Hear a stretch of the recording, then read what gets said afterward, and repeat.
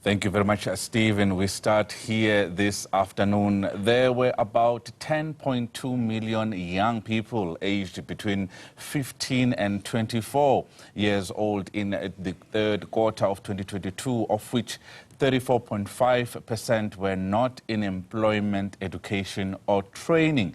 This is just one of the worrying statistics released by Stats SA when publishing the unemployment rate in the third quarter, better known as the Quarterly Labour Force Survey. Clearly, not enough is being done to curb unemployment in the country, but Stats SA has continued to single out young people and African women as vulnerable groups in the labour market. We are joined by Kristal Duncan-Williams, the project lead at Youth Capital. They are an organization that advocates for solutions that are based on data and centered around young people. Kristal, thank you very much for your time this afternoon.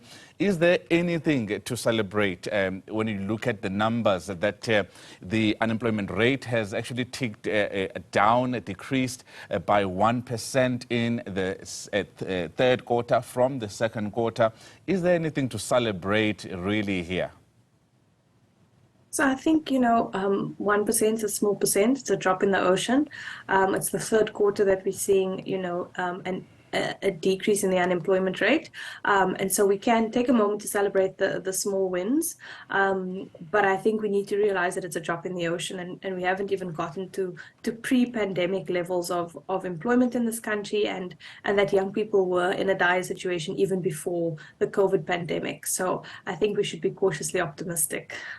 You are working as an organization with a number of solutions looking at skills and education and support for small businesses. Let's talk about the solutions that you are advocating for, because one of the major issues that we are dealing with as a country is the fact that when you look at the education attainment and the job numbers, those who have less than matric are sitting at home unemployed.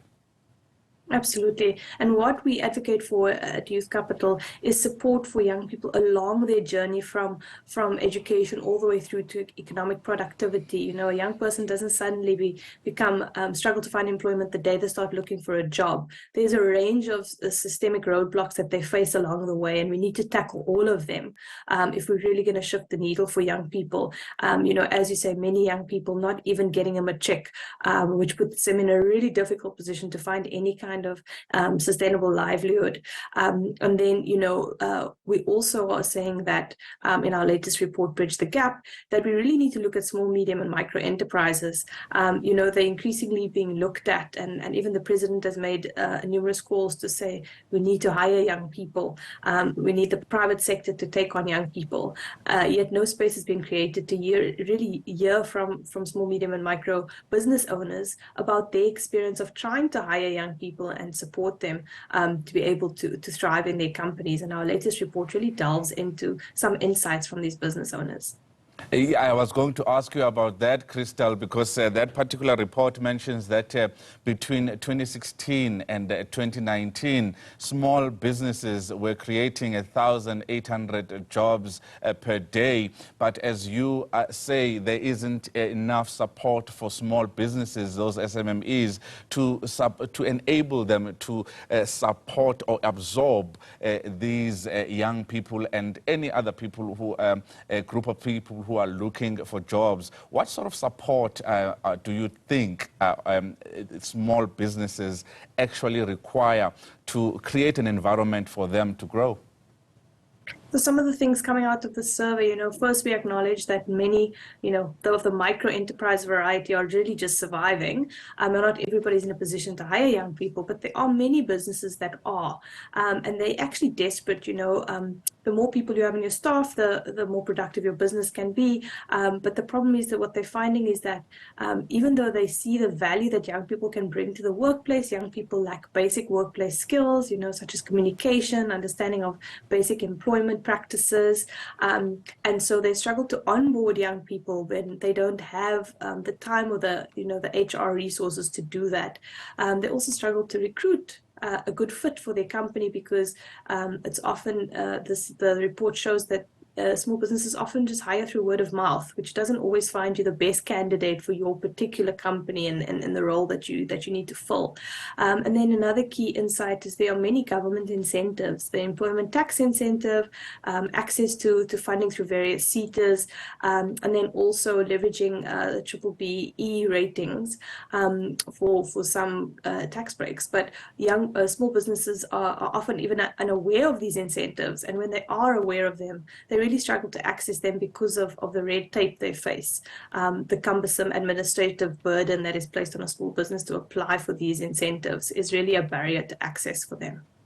One of the statistics that you shared in your report is that 24% of young people in South Africa live in households that do not have a single employed adult. What message were you trying to convey, or what does this tell us about the state of youth unemployment in the country?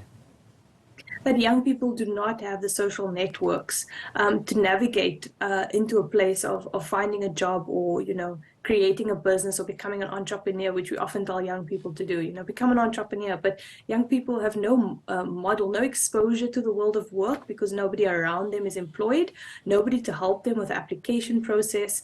And so young people really need increased social connections to expose them to what is possible, to help them access resources. I don't just mean financial resources, knowledge resources about things like I mentioned, basic employment practices, how to craft a CV, how to show up for an interview. And the majority of young South Africans don't have social networks that connect them to that. And we delve into that in our previous brief that we launched in September, called LinkedIn. And so this is really a crucial stumbling block for young people. And by being employed by small businesses, we believe that small businesses, besides giving a young person a chance to have a first work experience, also give them exposure to what it's like to run a small business. So there's the added benefit there that, even if a young person is taken on for a short time by a small business, it gives them exposure to what it's like to be a business owner, which also sets them up to run their own small business more successfully in the future.